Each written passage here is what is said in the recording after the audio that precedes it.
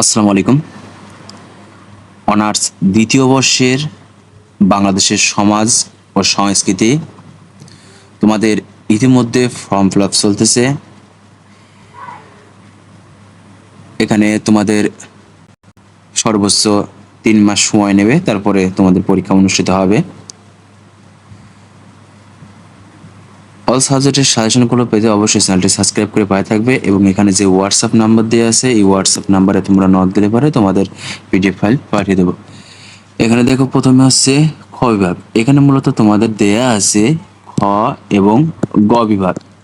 তোমরা ক বিভাগের জন্য অল বোর্ড প্রশ্ন পড়বে, সেখান থেকে তোমরা অবশ্যই সেখান থেকে 100% কমন পাবে এবং পরীক্ষার রুটিন প্রকাশিত হওয়ার পরে আমি ক বিভাগের সাজেশন তোমাদের দিয়ে দেব।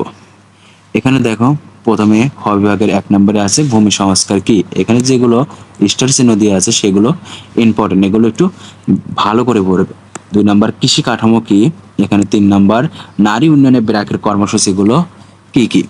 4 নম্বর 100% আসার মতো কুমিল্লা মডেল কি। এরপরে তোমার 5 নম্বর আছে ইসলামী সংস্কৃতি কি। 6 নম্বর পল্লী উন্নয়ন বলতে কি বোঝো।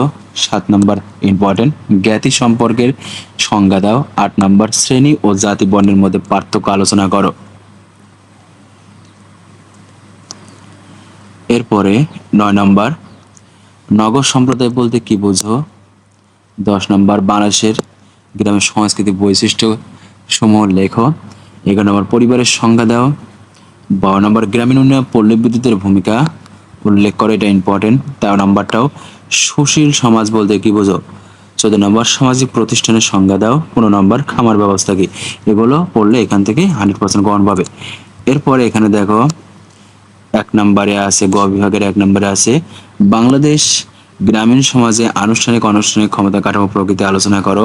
2 নম্বরটা 100% আসার মতো বাংলাদেশ সৃষ্টির ঐতিহাসিক পটভূমি আলোচনা করো। 3 নম্বর নারীর ক্ষমতায়নের পথে প্রধান প্রতিবন্ধকতার সময় আলোচনা করো। 4 নম্বর বাংলাদেশের নারী ক্ষমতায়নের সরকার গৃহীত পদক্ষেপ সময় আলোচনা করো। এখানে 5 নম্বর 100% আসার মতো বাংলাদেশের সমাজের সামাজিক ও সাংস্কৃতিক পটভূমি আলোচনা করো।